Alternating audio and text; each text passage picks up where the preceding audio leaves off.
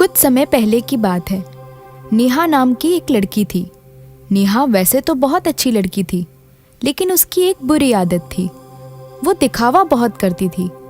एक दिन जब वो अपने दोस्त के साथ स्कूल के ग्राउंड में बैठी हुई थी, तभी नेहा ने टीना से कहा, तुम्हें पता है, हमारे घर में एक नया कंप्यूटर आया है। हम उसे जो भी कहते हैं वो फटाक से कर देता है। और पता है, इन छुट्टियों में मेरे पापा नई महंगी कार भी लेने वाले हैं। टीना नेहा से कहती है, नेहा, तुम बहुत लकी लड़की हो। नेहा सच में एक लकी लड़की थी, क्योंकि वो बहुत अमीर घर से थी। लेकिन एक चीज ऐसी थी जो उसके पास भी नहीं थी, जिसकी वजह से वो उदास रहा करती थी। एक दिन जब उसका बर्थडे था, तब वो अपने कमरे में उदास बैठी थी। मेरे मम्मी पापा कितने अमीर हैं, पर इतनी अमीरी का क्या फायदा। हमेशा वो काम में व्यस्त रहते हैं और मेरे लिए उनके पास बिल्कुल भी समय नहीं रहता।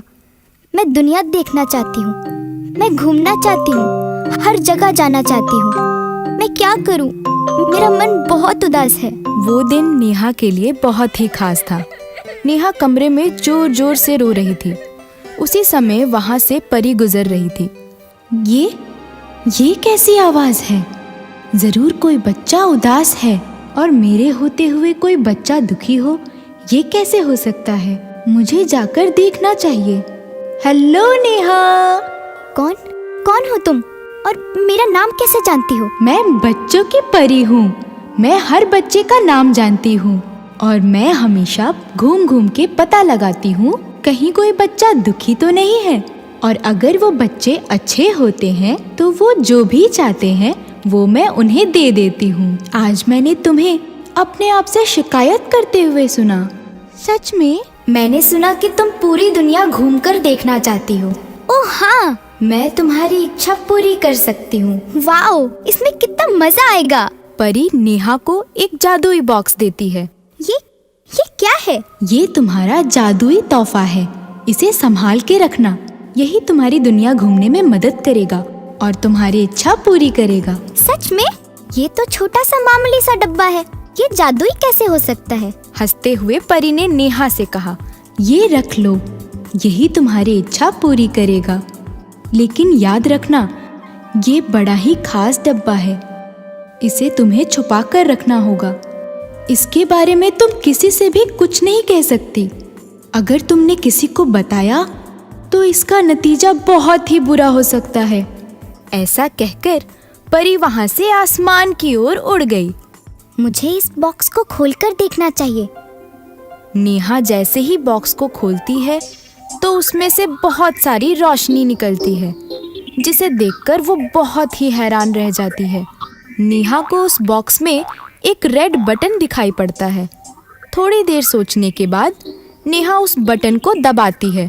बटन दबाते ही नेहा हवा में तैरने लगती है और जैसे ही वो अपने पैरों की ओर देखती है, उसे एक सुंदर सा कारपेट नजर आता है।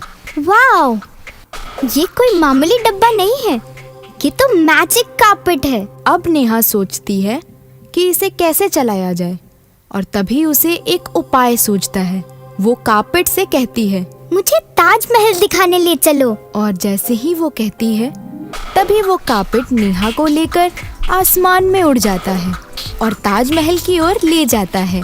नेहा ये देखकर खुश हो जाती है। वाओ, मैं तो सच में ताजमहल पहुंच गई।